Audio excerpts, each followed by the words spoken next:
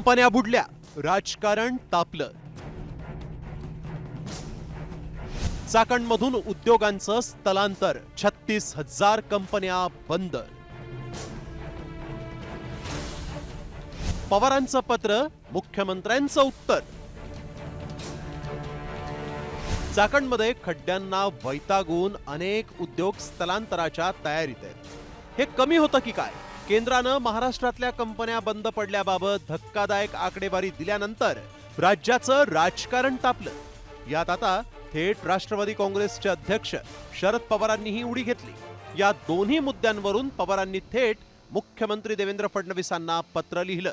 या पत्रात त्यांनी हे महाराष्ट्रासाठी भूषणावह नसल्याचं गंभीर मत मांडलंय. काय म्हणालेत पवार पहा.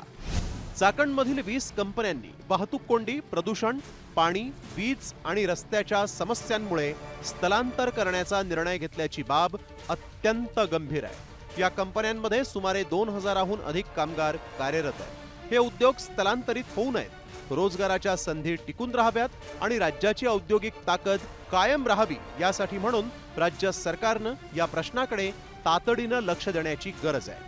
मागील 5 वर्षात महाराष्ट्रातील तब्बल 36,211 खासगी कंपन्या बंद झाल्या आहेत. मात्र या कंपन्या बंद झाल्यानंतर किती जणांच्या नोकऱ्या गेल्या आणि त्यांना पुरेसा मोबदला मिळाला का याची माहिती सरकार दरबारी मात्र उपलब्ध नाही. हे अत्यंत धक्कादायक आहे.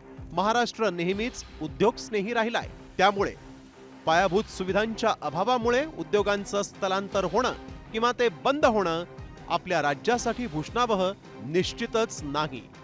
मुख्यमंत्र्यांनी पवारांच्या या पत्राची तातडीनं दखल घेत या आकडेवारीवर आक्षेप घेतला. यातल्या नोंदणी झालेल्या तब्बल 76% कंपन्या सुरूच झाल्या नसल्याचा दावा मुख्यमंत्र्यांनी केला. तर चाकणच्या विषयात लक्ष घातलं असल्याचंही त्यांनी सांगितलंय. पवार साहेब ज्येष्ठ नेते आहेत. ते नेहमी महाराष्ट्राच्या हिताचा विचार करतात. म्हणूनच त्यांच्यापर्यंत चुकीची माहिती जाऊ नये या दृष्टीनं खरी माहिती मी त्या ठिकाणी दिली. सर्वात जास्त कंपन्या महाराष्ट्रात सुरू झालेल्या आहेत. सर्वात जास्त फंक्शनल कंपन्या महाराष्ट्रात आहेत. ज्या नॉन फंक्शनल कंपन्या आहेत, ज्या कधी सुरूच होऊ शकलेल्या नाहीत, त्याचा आकडा देऊन काही लोक फसवेगिरी करतायत. मात्र आता माझ्या ट्विट नंतर सगळ्या गोष्टी समोर आल्या.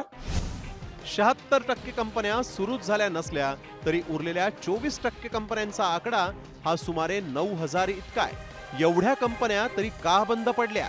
त्यांच्यात काम करणाऱ्या कर्मचाऱ्यांचं काय झालं? या प्रश्नांचंही उत्तर मिळायलाच हवं.